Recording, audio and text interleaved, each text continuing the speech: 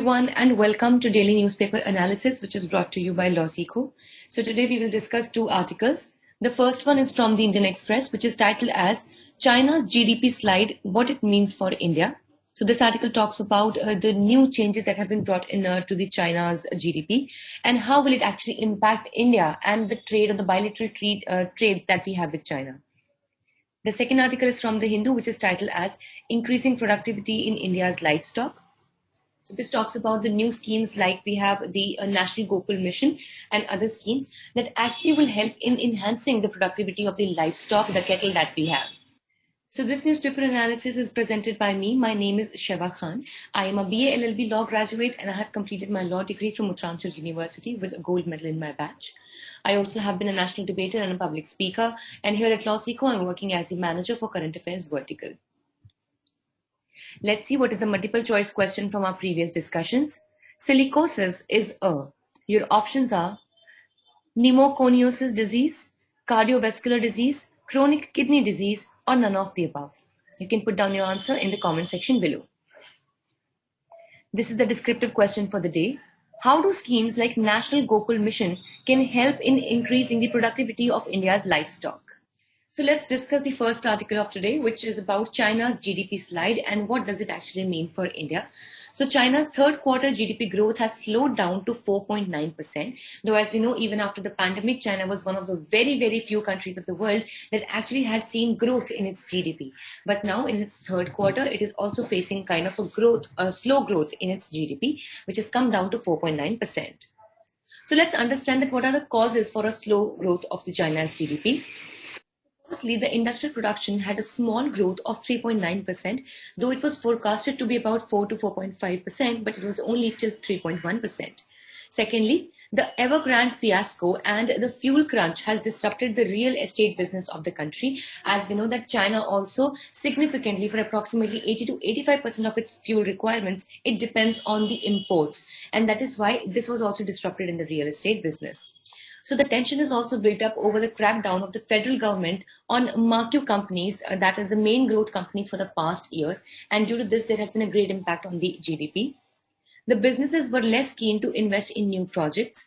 Acute power shortage further aggravated the issue.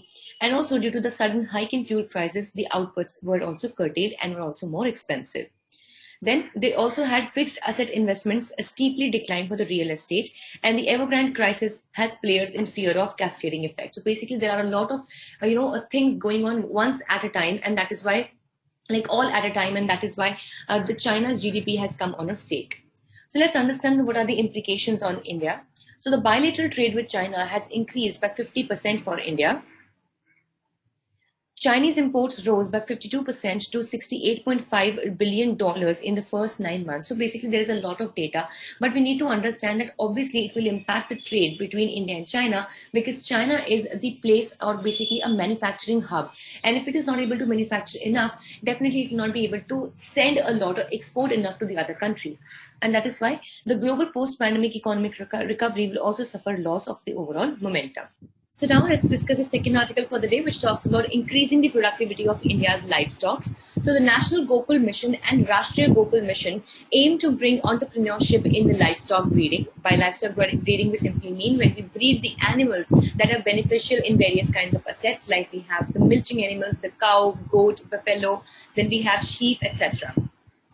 So the benefits of the scheme are following. Firstly, the breed multiplication farm using latest breeding technology for at least 200 milch cows shall receive a capital subsidy of rupees 200 lakh. So this basically will actually help in multiplication of the breeding. So 116 elite female calves every year from third year, 15 kgs of milk will be produced a day from them, from each, and the scheme also will cause employment to 1 lakh farmers, which is huge. So the poultry entrepreneurship program with capital subsidy of rupees 25 lakhs for a minimum of 1,000 chicks will also be provided. This would actually give 500 eggs per day. It will be supplying chicks after 4 weeks of rearing, and this will also break even within 18 months from start of business and employ 14 lakh people, which is actually very, very huge. Then if we talk about the goat and sheep breeding entrepreneurship, so 50% subsidy will be provided up to rupees 50 lakh. Each farm will have approximately 500 does or ewe of 25 buck or ram. then estimated net profit margin would be approximately rupees 33 lakhs per annum. And finally, for the piggery, that is when we actually breed the pigs, the capital subsidy would be there of 50% up to rupees 30 lakhs, and the breeder farms shall have 100 sows or 100 or 10 bulls. So the estimated piglets a year would be 2,400. The saleable piglets ready would be ready in 6 months, and the profit margin of rupees 1.37 crores a year and offering of 1.5 lakh jobs. So that is why it will be an all-encompassing scheme, and this will not only actually increase the productivity and also the breed multiplication of these various kinds of breeds, but it will also be a very good step when we talk about the nutrition in the first place also, and then also the various kinds of jobs that would be provided through this. So that was all for the day. Thank you so much for joining in. If you wish to download the PDF of today's slides, you can join the Telegram channel, or you can scan the QR code that you can see on your screens right now.